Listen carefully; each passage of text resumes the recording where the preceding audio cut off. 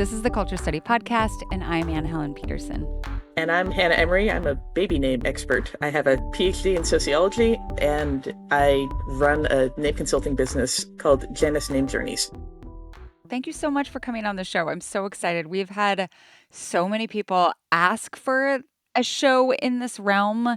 It's an area of sociology where people find themselves, they're like, there's something going on here, and I don't really have the tools to talk about it, but like, I know that there's something going on here. What is going on here? So we're very excited to have someone who specializes in this. Sort of like me, you have a dissertation that people are like, oh, I didn't know you could write a dissertation on that. And you're like, you can write a dissertation on basically anything as long as it's interesting. So how did you first get interested in names? Well, so I've been interested in names since I was a kid. I was definitely like the 8-year-old child standing in the parenting section of B. Dalton in 1991. B. Dalton! I had a large collection of secondhand Cabbage Patch dolls that I very carefully picked first and middle names for them because that's how Cabbage Patch dolls work. But they came with a birth certificate. Not if you bought them at a flea market. They didn't. Very true. But yes, I was born in 1983, so I did have my grandmother was brawling people in Toys R Us to get me the authentic Diana Adria was her name. Wow. Yeah, but I'm also a fiction writer, so I think I had thought of it more as sort of an addendum to that. Yeah. So when I started graduate school, I went in thinking, okay, I'm going to do something with multilingualism, or I'm going to do something with folklore, or something that feels more academic. And then as I was sort of trying to talk about dissertation topics with my advisor, I was just in his office. He had young kids, and he went on a mini rant about how a name that he had chosen for one of his kids was way more popular than he had expected. And I said, so, there's actually a weird phenomenon that's been happening for the last 30 or 40 years where the names at the top of the list are not actually as popular as they look anymore. And I just sort of info dumped at him for about 5-10 minutes. And then he looked at me and said, have you picked your dissertation topic yet? Because this sounds like a dissertation topic to me.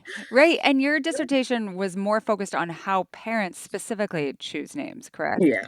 Yes. And that has, like, as we'll get into in this episode, that has so much to do with like how you are trying to bestow class signifiers and so much else. Oh, for sure. Child, right? For sure. I think sometimes people they scoff at like, oh, well, why would you need a consultant, or why would you need someone to help you with this? And it makes me think of like interior design. Yes. When you know what you like and what you don't like, but you don't know necessarily how you want things to come together, and you don't necessarily this is not your skill set. This is not the place, you just don't have a lot of confidence in it, and you just need someone with more of a skill set to kind of guide you in your taste. Yeah. Well, yeah, and I think because for my dissertation, I did interviews with contemporary parents who, my dissertation is 15 years old. So at this point, it was mostly kids born in the aughts. Yeah. But yeah, for those parents, it really felt like a very loaded sort of, I am giving my child this cultural product, and I need to make sure it's the right kind of cultural product. Yeah. Exactly. But then I also did some interviews with some of my respondents' parents just to sort of get like a baseline of like, okay, if you were naming kids in the 70s or 80s, what was that like? Yeah. And I had a lot of people who said, yeah, I wanted something that was a little bit different, but not weird like they're doing now. And there was a lot less pressure. It was just like, yeah, I wanted to pick something I liked. Yeah. I can tell you in my baby book, because my name is a little unusual for someone born in the early 80s, my mom says, yeah, we wanted a name that was a little bit different. Mm-hmm. But my mom didn't have the internet. So she had to sort of take her name dictionary and be like, okay, of the 1,200 names in this book, this is one that I like the sound of, but that I haven't heard before. Shout out to the baby name dictionary. Someone that I babysat for had one, and hours just looking at it. It's so fascinating. But I think you have to be someone kind of like both you and I that are like, what are all the names that exist, and where, what do they mean? Where do they come from? And I can tell you, the business of baby naming has changed in really interesting way, where the most popular naming website now is Nameberry, which Yeah. is Pamela Redmond Satran and Linda Rosenkrantz. And like they both came out of Glamour magazine. So it is more like interior design. It's here are some names, and then here's our professional opinion on the style associated with those names. Totally. Okay, before we go further, let's start with our questions because we have so many. They're so good. I when I like selected these ones, I sent them to Melody and was like, "This is way, way, way, way too many. Like, we will have to do another episode, but I can't winnow them down. So we're just gonna see how far we get." Okay. Okay, this first question comes from Becca, and Melody's gonna read it. Why do some names have staying power? Why are Helen and Alexander names that have lasted literally thousands of years and haven't dropped under 500 top names in the US since we've started keeping track? But names like Wilbur tank and never make a comeback. What I'm doing in the background here is I'm looking at Helen's popularity track. Helen is not that popular. I know this Helen because is it's my not that middle name. popular. It's my middle name. Yeah. Yeah. Your listener's right that Helen is number 424 last year. So just But barely in the top yeah, 500. yeah. But in 1919, Helen was number 2. Yeah. Approximately when my grandmother, for whom I'm named, was born.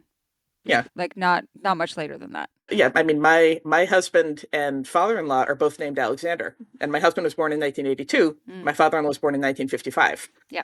And I can tell you there are a lot more Alexanders in school in the 80s than there were in the 50s. Yes. To me, like the thinking is always like that great grandmother's names seem old and distinguished. Yep. Mother's names, your mother's generation of names Mhm. feel like outmoded. Yeah. Grandma, like there's still some currency in passing it down. But like I just love seeing when great grandmas like reach that point. So Yep. like I will be fascinated when our parent like we're speaking as millennials, when Yeah. our parents their names become fashionable Mhm. again. Yeah. So like Linda, Jennifer, Patty, Laura even. So you are the interesting thing, you are naming only women's names. Right? Men's names have not been a fashion item for nearly as long. True. Michael was the number one name for like 40 something years. Right. Yeah, and like Michael is my dad's name, and when it dropped out of the top 20, which it did a few years ago, Yeah. I had to like text him, be like, Dad, you're not the top 20 anymore, because yeah, my dad is Mike, my mechanic is Mike, my electrician is Mike, my Mhm. husband's best friend is Mike. Like there are a lot of Mikes in our generation. They're like like I can think of one or two little child Michaels that I know, but it's not this pervasive thing It's anymore. definitely cycling out. But okay, so Yeah. what is it that like makes a name feel consistent or Hmm. stay like a Michael, right? Like Hmm. stay in that way and Yeah. not seem worn out? Yeah. Well, I think it's not entirely whimsical, but there's definitely an element of whimsy in it. Like Mm. Wilbur, which is your listener's other example, like was never a wildly popular name, but then E.B. Ah. White gave it to a pig, and then it sort of that's a pig's name. Yes. I think the only girl's name that is basically unmarked by time is Elizabeth. Yeah. And I think that's because if you're Elizabeth, you can be Liz, or you can be Betty, or you can be Beth, or you can be Ellie, or there's so many nickname options that Yes. that it doesn't feel dated. My Yes. mother-in-law's name is Barbara, which is like a lovely 50s name, but there's not a lot of like you can't be like, oh, well, we'll name her Barbara and then we'll call her some contemporary short name. Like there's just Babs. not a lot. Yeah. Yeah.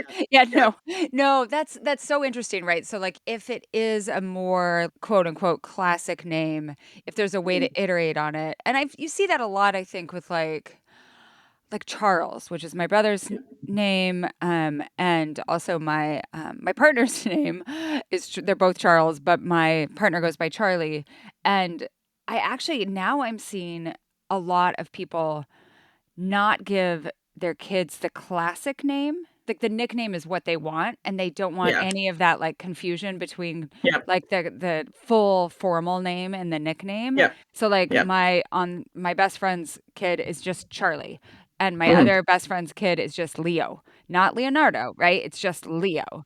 And so just like foreclosing that possibility of iteration and being very, very specific about what your kid will be called, that seems Well, really interesting to me too, right? well, Like, and talking about cycles, like using nicknames as legal names is not a new phenomenon either. No, not at all. And I don't have the data in front of me, but I wonder if that's like a class thing Mm, where, if you're trying to name your kids so that they'll sound like the Supreme Court justice, which is the go-to thing from a lot of the people I talk to of, I don't want Justice Millie. I right. want Justice Millicent, who is called Millie. Yeah, they want, like, the cute name for their kid when they're young, but the Right. opportunity to Yeah. formalize. Yeah. I find it difficult because the name that I went by all during childhood from infancy was Annie, and I Hmm. still understand myself as an Annie, Yeah. and chose a formal name, and this is something that you will recognize. I chose a formal name when I was in grad school so that I could differentiate from another Ann Peterson, Yeah. right?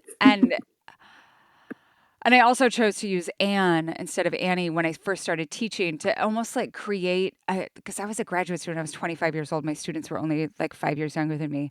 I was trying to Hmm. create a formal persona that I could Yep. occupy. Yep. But now I run into all of these problems with like different iterations of my name existing out of the world and people not knowing what Yeah. to call me. And sometimes I'm just Right. like, I wish I had one name that was easy and that no one would ever like have to ask me how to refer to me. Okay, so let's keep on staying power and hear this question from Emily. Why am I so obsessed with having my kids' names be tied to some kind of lineage or meaning? I find myself kind of judging people unintentionally who just pull names they like and give it to their kids. My daughter is a year old. Her name is Lorraine. She's named after my husband's great grandmother. Of course, I love the name, but I find myself explaining the meaning to people as if that matters. My husband and I are thinking about having another child, and I already find myself stressing about what that child's name could possibly be that would also be as meaningful. So I want to zero in on this idea of meaning. So Hmm. what are the different ways that parents think of meaning when they're choosing a name? So, first of all, Emily, I was you when my second child was born because my daughter has a legacy name from my husband's family. And so I'm like, oh God, the second one needs to have an equally weighty name. Mm, Uh, Very few people now approach the process as, just pick something, it's fine. Like my sister's name, my parents picked it in the car on the way to the hospital. I don't think many people do that anymore. yeah, yeah.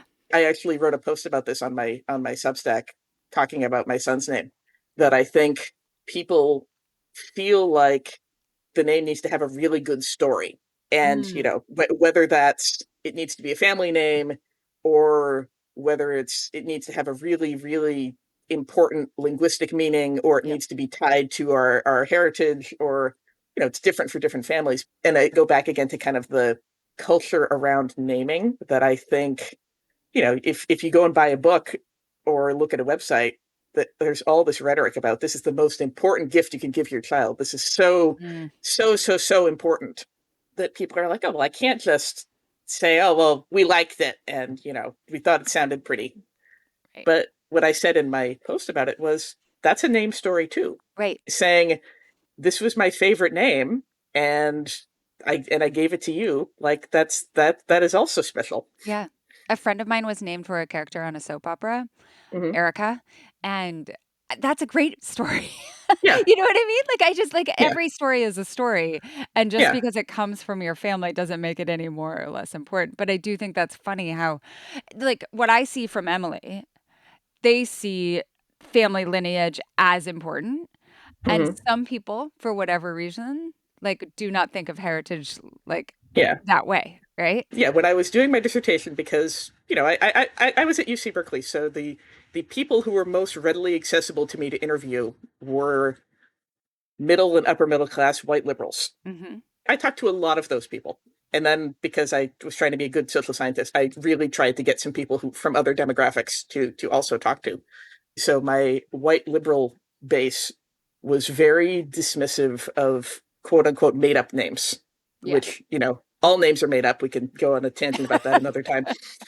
But everyone wanted a name that was different, but people from the college educated white demographic really wanted a name that had been used by other white people at some time throughout Yep, history, but not too much and not too recently. right.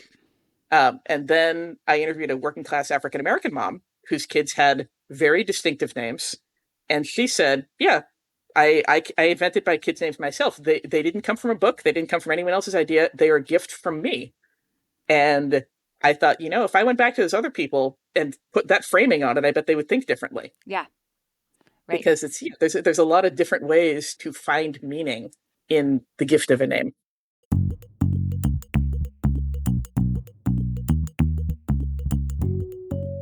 The Culture City podcast is sponsored by Honeylove.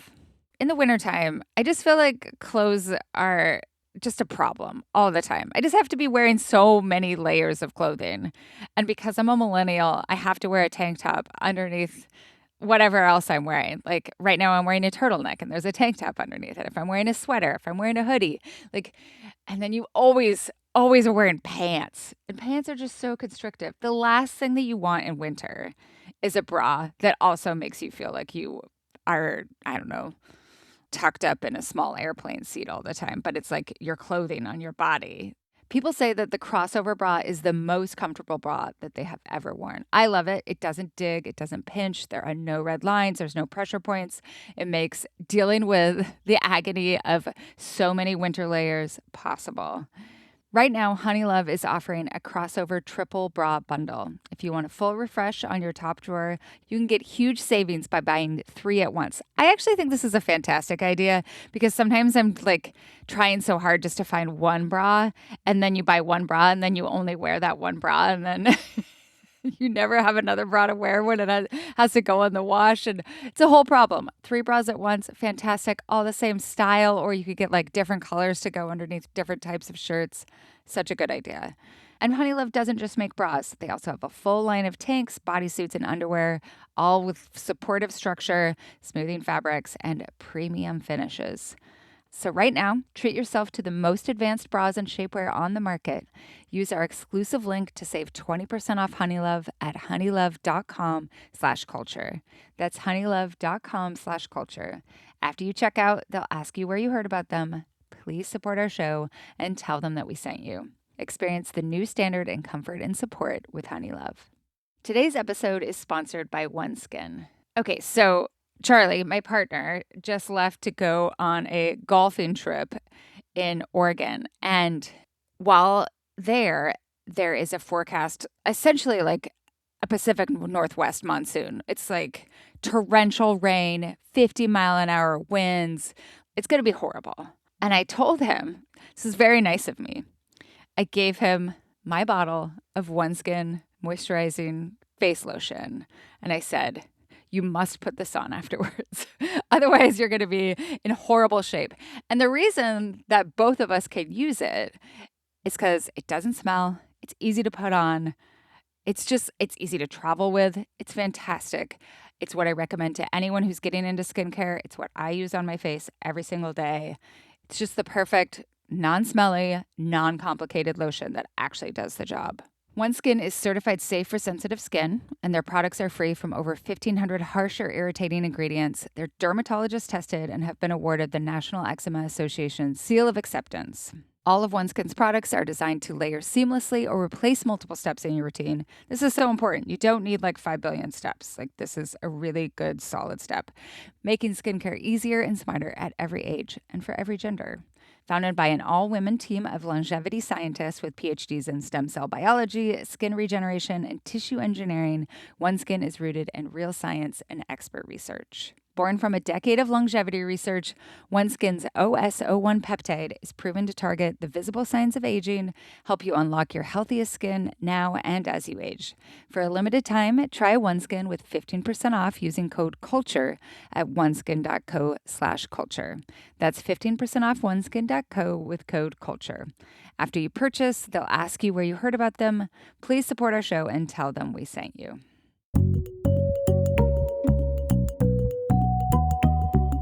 Since we're talking about goals, I want to do this next question from Rachel. It feels like uniqueness is a quality people have started looking for more and more in names. Sometimes unique spelling, but maybe also just not in the top 100, 500, 1,000 baby names. I'm a millennial in my late 30s, and I've known many Rachels, Jennifers, Jessicas, Sarahs, both with and without an H, in my age bracket. But people my age often want less popular names for their own kids. Is the search for a more unique baby name a millennial intensive parenting thing? An individualism thing? Is it simply because we have access to the data in a way that prior generations did not? What's your take? Thanks so much for this show topic. Baby names are my Roman Empire. So, yeah, what is your take here? Well, I mean, so this is what I wrote my dissertation on, Yeah. essentially. Yeah. So it is definitely true. Everyone wants a name that is unique but not weird. I had a chapter titled "The Goldilocks Name" because everyone from every background wants that unique but not too strange. And I can tell you, it is not a millennial thing because the sort of broader decline in popular names has been happening since the late '60s. Oh, interesting. The easiest thing to pull on the Social Security website, I was pulling some numbers this morning for you. So this year in 2024, the top 20 boys' names were 12% of all births in the US, and top 20 girls were 10%. Wow. When I was born in 1983, 36% of boys, 25% of girls got top 20 names. Right. When my dad was born in 1956, 44% of boys and 32% of girls got top 20 names. How much of this can be connected to just like a general decline in religiosity in the United States? So there's a really excellent book by a guy named another sociologist named Stan Lieberson. The book's A Matter of Taste, Mm, and he basically uses names as his unit of analysis to talk about fashion trends. yeah. And so he lays out sort of, okay, there's this decline happening, and it's not urbanization, and it's not increased cultural diversity, and it's not the availability of the official data because that didn't happen until 1998. And it is happening somewhat in the UK and in Canada and other English speaking places, but it is more pronounced in the US. And it seems like it's really just sort of correlated with the broader desire to stand out. So it is individualism then. Yeah, but it's not any one obvious, oh, well, there's more immigrants now, so that's why. Well, no, if you look at the charts, American born moms are substantially more likely to pick uncommon names than immigrant moms for the Huh. most part. That's so interesting. Well, and I think about when I was teaching, oftentimes international students who came to the US would pick an Americanized name, especially ones from um, Especially Asian yes, students. Asian Yeah. students and China in particular. Hmm. And they would often pick an Americanized name that sounded the most similar to their Chinese name.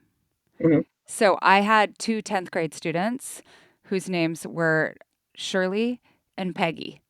Hmm. Oh, yeah. Again, teaching at Cal, I had a lot of Asian and Asian American students as well. Latino students, you see some of this as well too, where parents who have come to the U.S. but did not grow up in American culture say, "I'm going to pick an American name, Yeah. but I don't really have my finger on what a modern American name is." So I might name my kid Donald or Ruth or Walter, which is not a name that most Gen Zers would have, but I know it's an American name, so I'm going to use that. But and also and this goes back to this understanding of, like, I picked it because I liked it, right? Yeah, Like, yeah. when we talk about liking a name, you Hmm. like it because of what you see it as providing, right? Hmm. Like, the entryway it seems to provide, but also you like something about the way that it sounds. So, Yeah, like, they like the name Wilbur, right? Or yeah, they like the name, Steve. yeah, I'm yeah, also thinking of names. My dogs are all named like basically like Gen X and boomer names, but that's because they are named for people who were alive during those times. Like I have a dog named Beverly and she's named for my partner's grandmother. Like mhm, and that to me, like you're not going to see a Bev, like there's something so lovely and about meeting a dog with the yeah, name of a grandma, yeah, right? yeah, yeah. My son, who I named after my grandfather, his name is Robert. It's still in the top 100, but it is not a name people would expect on an upper middle class little white boy. He's called Rob by all and sundry. He knows about six dads named Rob, but Right, he or doesn't know any of the. Melody's partner is Bobby, so Yeah, Yeah. Yeah. Right. Well, yeah, yeah. He doesn't know any other kids named Rob. Yeah. That's the thing. So, It's like it's still a yeah, very much familiar name. I'm like, oh, there's Rob Kardashian, or like there's all like yeah, Boston yep, Rob. Like all of these are like millennial and yeah, Gen X. And also don't know any Berts. yep. Well, yeah, like because, like I said, so my daughter is Alexandra and is called Sandra, which Mm. blows people's minds. A little girl that, well, she's 9, she's not that little, but yeah, a child named Sandra. They were like, what? I could see Bert coming back soon because that's like a Yeah, granddad name now. So like, it's also a Sesame Street name though. yeah. Goes with Elmo and Kermit, where it's like, Well, Elmo and yeah. Kermit actually was a name, but Elmo not as much. Let's talk about how popular names become popular. This question comes from Shami. What is the deal with the generational name hive mind? I have 2 kids, and for both of them, I had what I thought was a unique boy and girl name, only to look at data and find that both my picks were in like the top 5 in the country. It's not like I was talking to friends about what they were naming their kids or doing all kinds of what to name your baby research to come up with them. Wyatt, for example, was my number 1 boy's name because I was a Charmed fan back in the 90s. Now, every 3rd kid I meet, I feel like is a Wyatt. What gives? So, Shami, you know there are other people who like Charmed in the 90s. That's what I was gonna say. So Stan Lieberson talked about this in his book, Yeah. that basically in the same way that, like, hemlines will get longer and longer and longer until they get too long, and then they'll go shorter Yeah. again. Yeah. He said, yeah, the thing that is going to take off is the thing that is different but not too different. Right. So I went and said, okay, so why did Wyatt take off? Because I can tell you, it started climbing the charts before Charmed. Charmed started in 1998. Yeah. But there was a Wyatt Earp movie in 1994. Yes. So then I'm like, okay, so what names were big in 1994? Oh, look, Tyler, Ryan, Kyle, and Brian are all Why? the top 100, and Scott and Robert. Wow. So it's like, if you take Tyler and Scott and you sort of smush them together. Yes. So like my 9-year-old is obsessed with K-pop Demon Hunters, and I'm going, and people have asked me, so is Rumi going to take off as a name?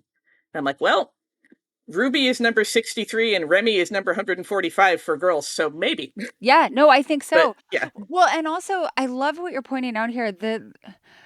What I see now with what some people I think are, they're like, what are these weird names that people are coming up with?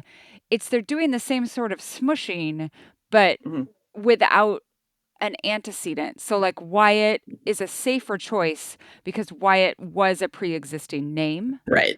Right. And so the thing that differentiates and that people get judgy about is like, well, this is a name that didn't exist before, but every name didn't exist before. Right. Like, it's just all like, it's like new money, old money shit. Right. Yeah. This just reminds me of another one of my friends who worked so hard to come up with really perfect names. She feels very strongly about her name. She loves her name. She wanted her kids to feel like they could love their names too, and worked so hard at it, and then wouldn't tell anyone what she was thinking about, right? She just wanted to be like unadulterated in her choice, and then named her little girl Kylie. And we're like, oh, honey.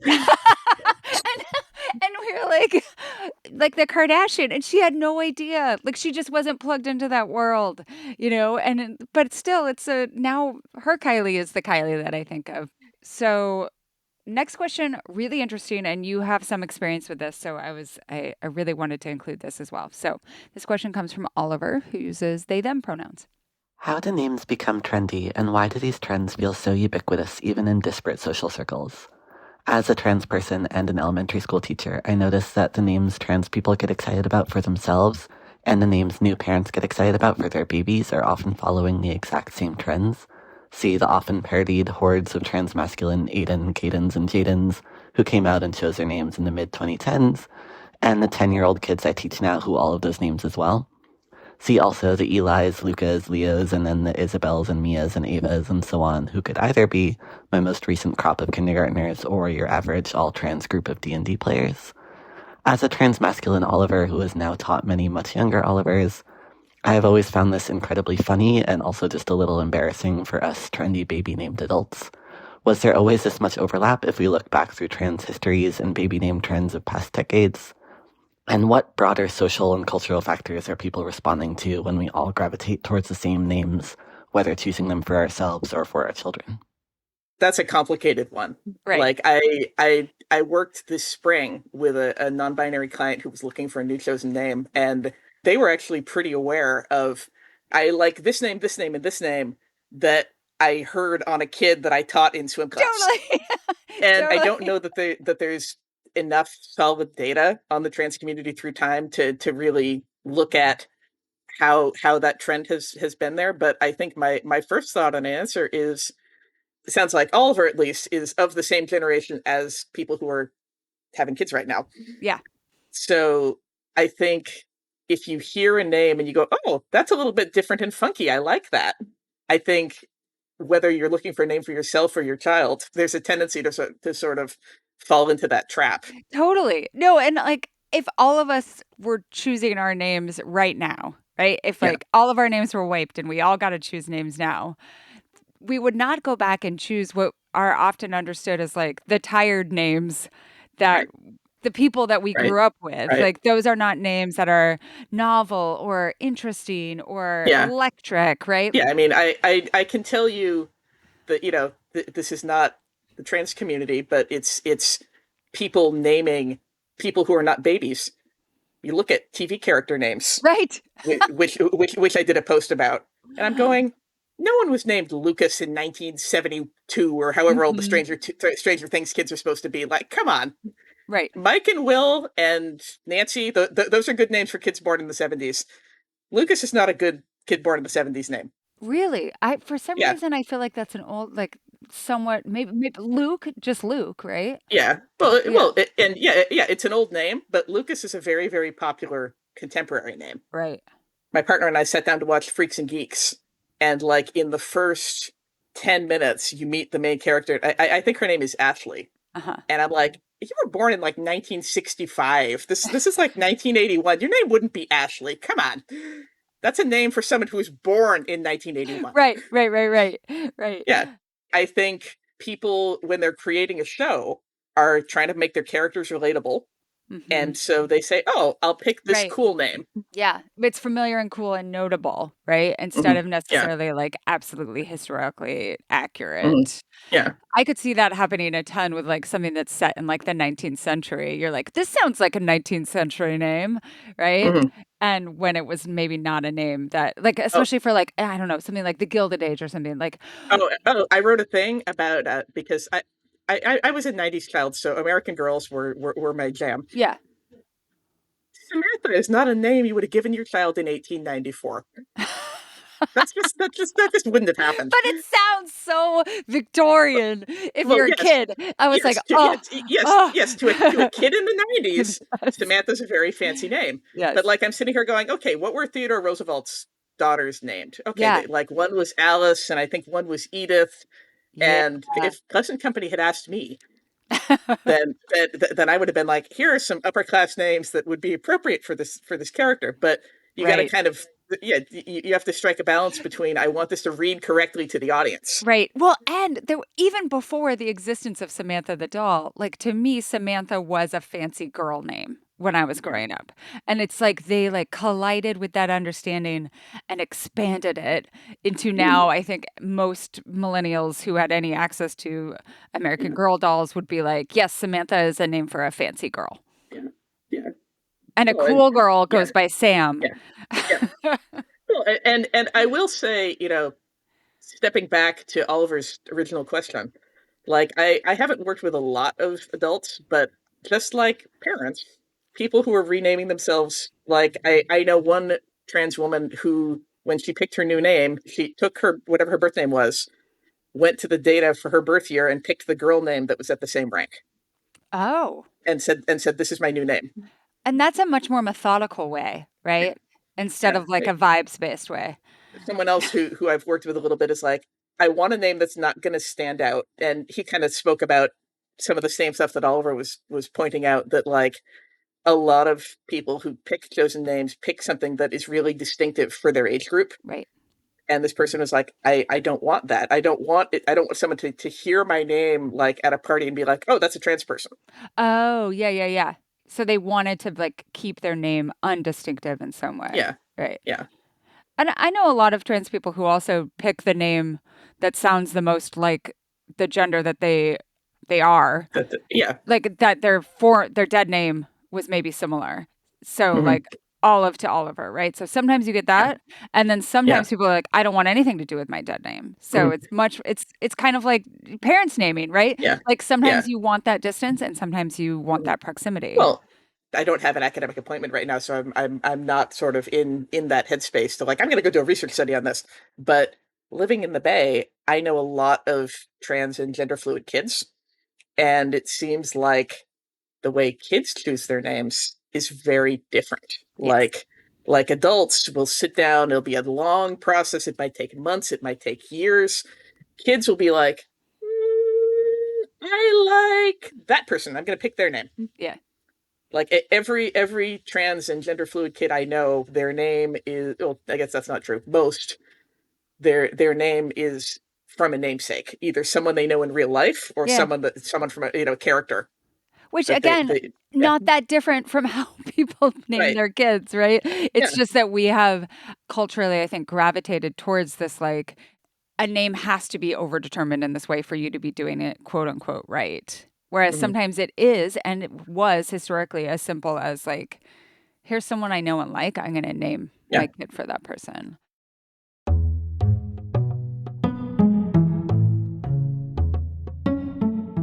The Culture Study podcast is sponsored by ALLIE. Melody, do you know that it's still the month of love? Somehow it is still February. It's the shortest month of the year, but it's so powered by love that it just endures forever. The one thing February has going for it is a lot of snuggle time on the couch with Oh, my I dog. know. I know Beverly is like not a super snuggly dog, but she has been really into cuddling lately. Maybe it's because she knows I give her Ollie. She's like, if I'm really nice to mom, I'll get Ollie. Just the special turkey and blueberry, her favorite. Ollie is real fresh food that dogs love. They devour it, and it is the best way to show them that you love them every day. It's made with human grade recipes, backed by vet nutritionists, and crafted with culinary experts. Dogs love it. Even the pickiest eaters, like my dog Steve, will show more excitement during mealtime. You can also tailor your meal plans to meet your dog's specific needs. They're perfectly proportioned in mess-free packaging. I cannot say enough about how useful this is. And it comes with a scoop for easy serving and a storage pup-tainer for zero fridge stink. Again, huge. So this month, still February, celebrate your number one Valentine, your greatest love, your dog. Head to ollie.com/culture, tell them all about your dog, and use code CULTURE to get 60% off your welcome kit when you subscribe today. Plus, they offer a happiness guarantee on the first box, so if you're not completely satisfied, you'll get your money back. That's ollie.com/culture and enter code CULTURE to get 60% off your first box. Today's episode is sponsored by Mosh. So last weekend, I had my first ski adventure of the year. There's no snow hardly anywhere in the Pacific Northwest, but I went to go hang out with my friends Leo and Roman, who ski over in Central Washington, and there's like man-made snow. It was fine.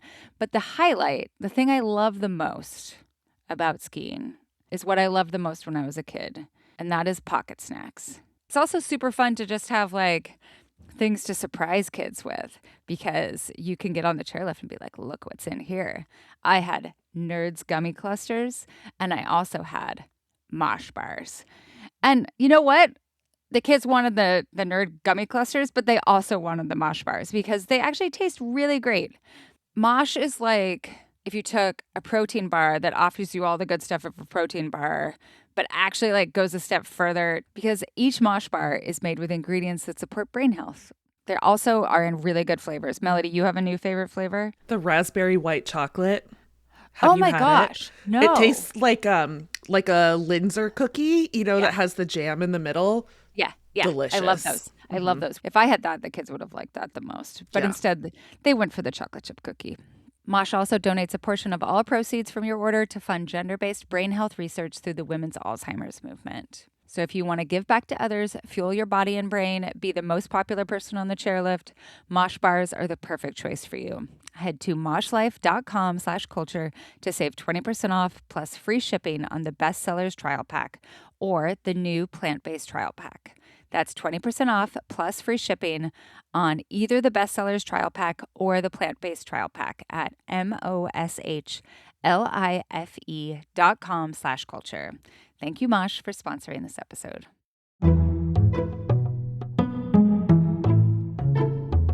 Okay, our next question gets to something that we've been teasing this entire episode, which is about ideological splits and the specific way that class, I think, comes into this. So this question comes from Valerie.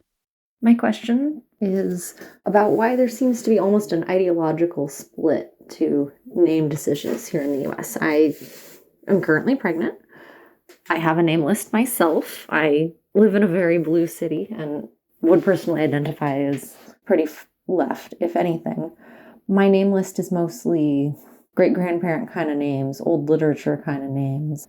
A lot of people I know who espouse more traditional values seem to have a preference for much less traditional names, which isn't necessarily a bad thing to do. I'm just curious about why. Okay, so first, I think we need to do a little bit of decoding here. Mm-hmm. Because there's also a question that we got, which is about like adding an extra GH to a name and how this person perceives that extra GH to like, oftentimes that's someone who is a conservative white person.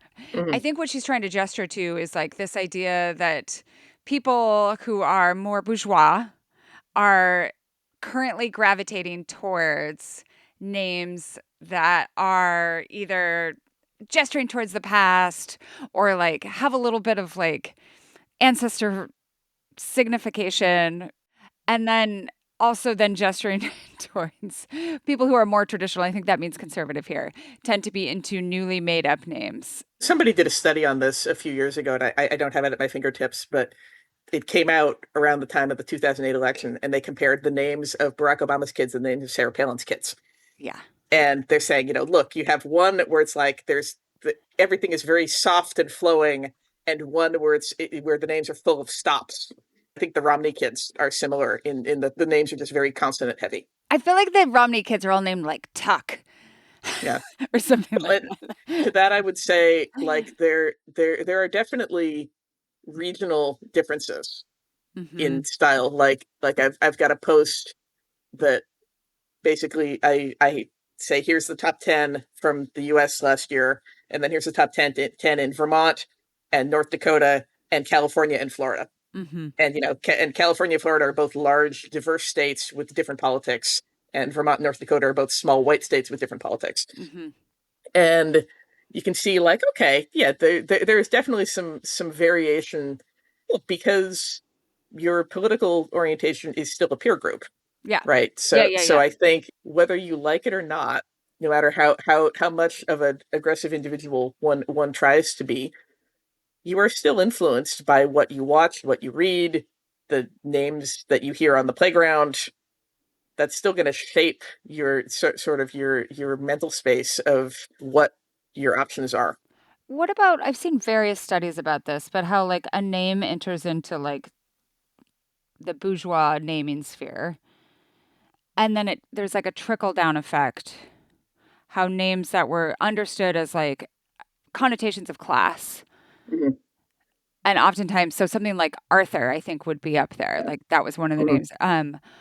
Then over time, over like a decade, 2 decades, they become much more popular within working class populations, in part because they are understood as upper class names. So you give your kid an upper class name, but then maybe you add that GH on the end to also add in a splash of that individualism that feels important.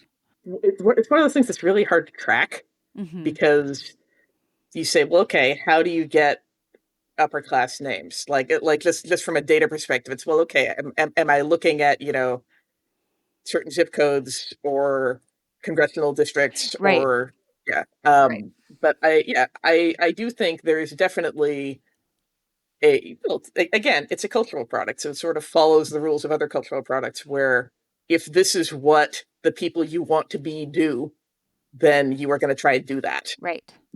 It's an And aspirational name. yeah, well, and this is a bit of a cliche, but also a thing that happens, that, working class people will say, oh, well, I'm going to name my kid after this luxury brand. Right. Where a more bourgeois person would never name their kid after a brand. That would not feel like the right kind of name to them.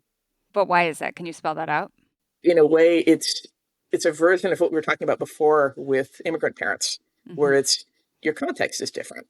Yeah. If you're someone who has never driven a Lexus and will never drive a Lexus or a Mercedes, then you say, well, Mercedes was named after a person, by the way. Like Mercedes, right? Yeah. well, no, but yeah, like I think the car was named after the inventor's daughter.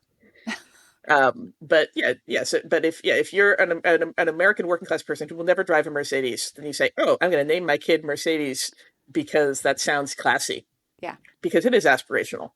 Where if you're someone who has a Mercedes, you'd say, I'm not going to name my kid after the car. That's not the right kind of Or that's like inspiration. that. Yeah. Well, and this is also just like how we think about how you should express wealth or desire for wealth, right? So like a bourgeois upper class or just like a super rich person is like, oh, the way that I show that my family is wealthy is by like passing down the same name, right?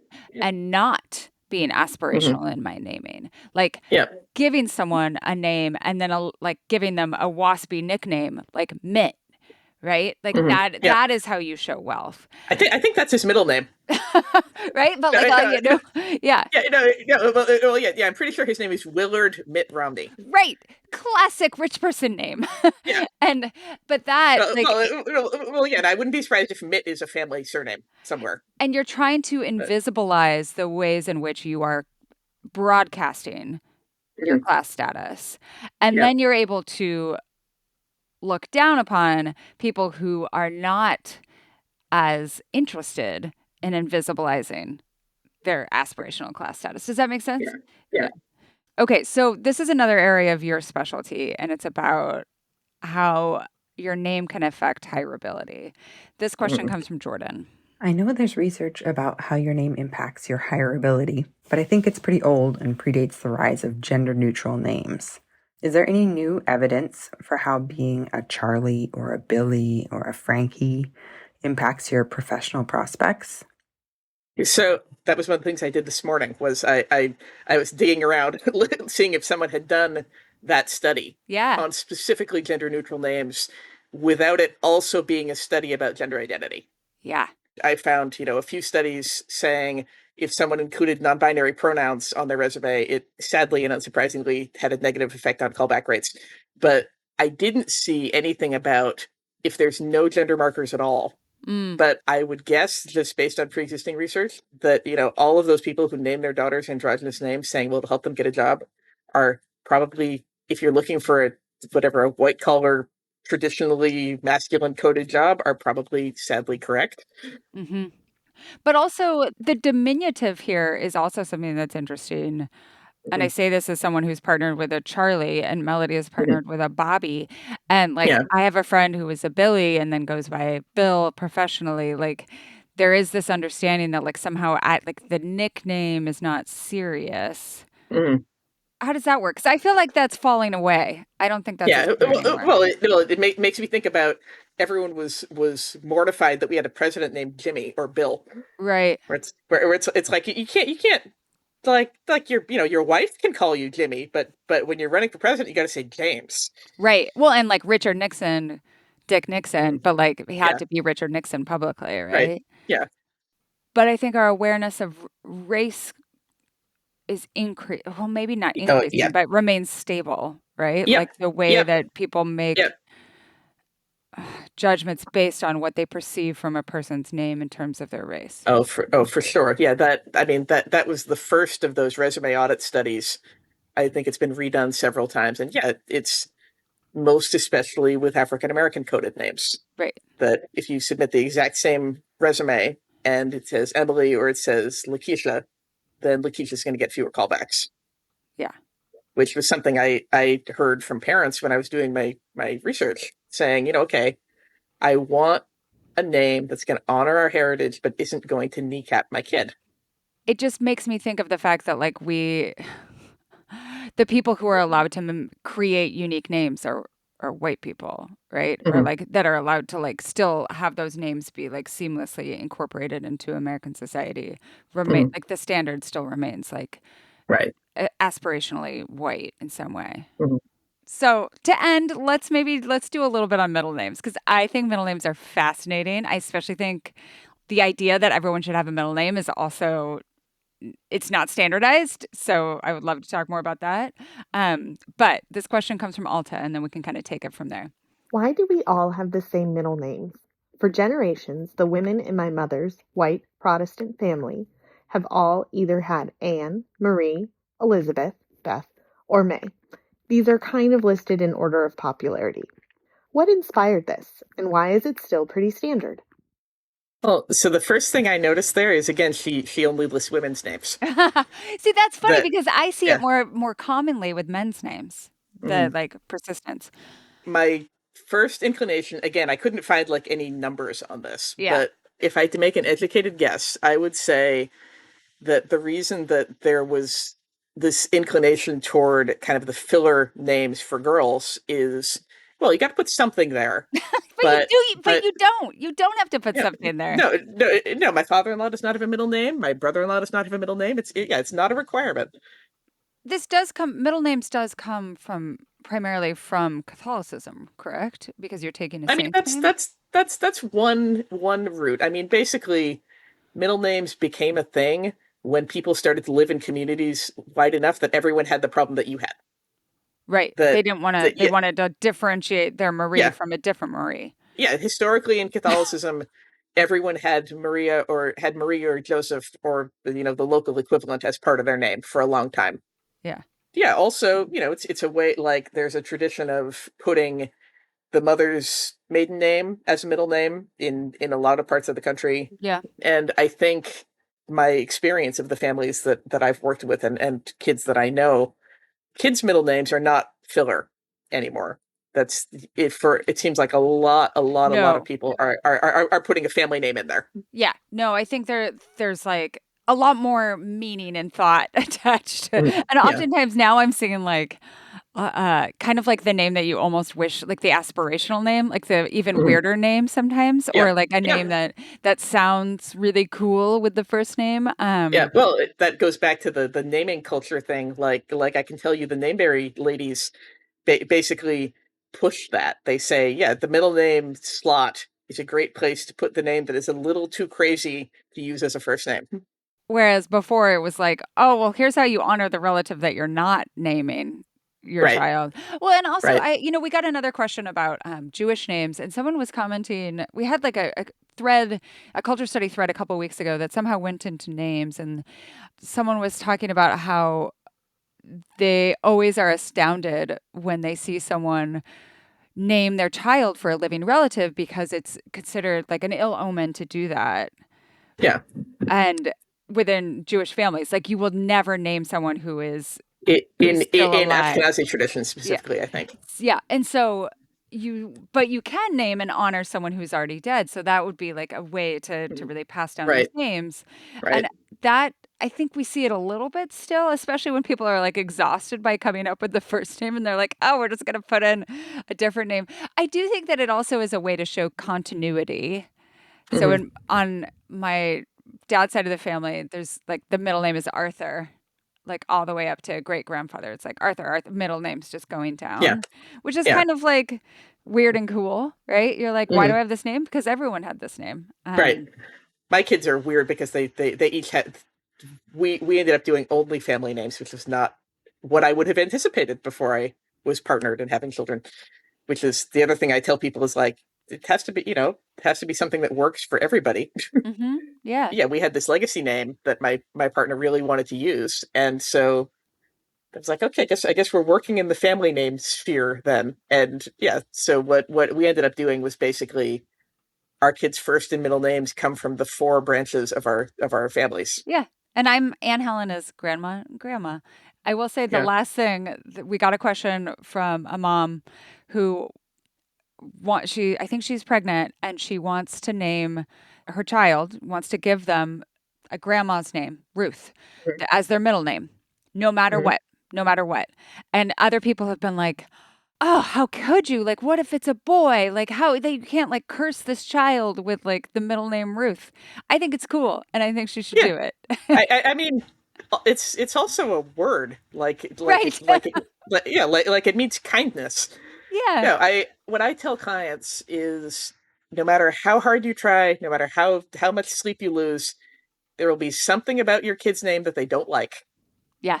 There will be something about your kid's name that you did not anticipate Yep. before they were born, Yep. and probably they will be fine. Whether they hate their name or love their name or hate it sometimes and love it sometimes, if they really hate it, then they'll change it because Yeah, you're that's giving the them this. thing. Yeah, We yeah, are legally allowed to change our names. yeah. Like, You're giving them a gift, and if the gift doesn't fit, then they'll change it. yeah, exactly. Where can people find you if they want to read more of your work or if they want to hire you to help them with a name? My home base right now is janusnamejourneys.com. JANUS. I've also got a Substack that I'm trying to revive. I between children and life, it's sort of in hibernation right now, but hopefully after the holidays I can wake it back up. I get it. Thank you so much for joining me. This has been a pleasure. So thank you for having me. This has been fun.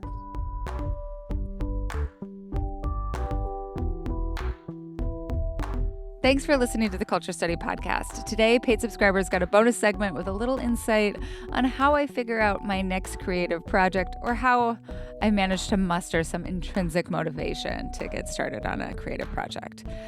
If you want to get that bonus content, join the crew of paid subscribers at patreon.com/culturestudy. Paid subscribers get ad-free episodes, private discussion threads, bonus content on every single episode, plus whole bonus episodes every now and then. Earlier this week, we released an hour-long episode on the Wuthering Heights movie with me, Melody, and Margaret Willison. People have really liked it. We have very different opinions in this episode, so it's fun to listen to. And even if you haven't seen the movie, there's something there for you.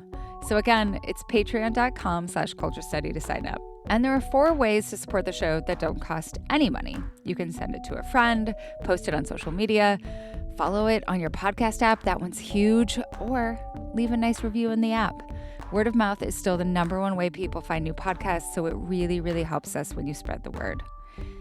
And if you want to suggest a topic, ask a question about the culture that surrounds you, or submit a question for our subscriber-only advice time segment, go to our Google form at tinyurl.com/culturestudypod or check the show notes for a link. The Culture Study Podcast is produced by me, Anne Helen Peterson, and Melody Rowell. Our music is by Poddington Bear. You can find me on Instagram at Anne Helen Peterson, Melody at Melodious47, and the show at Culture Study Pod.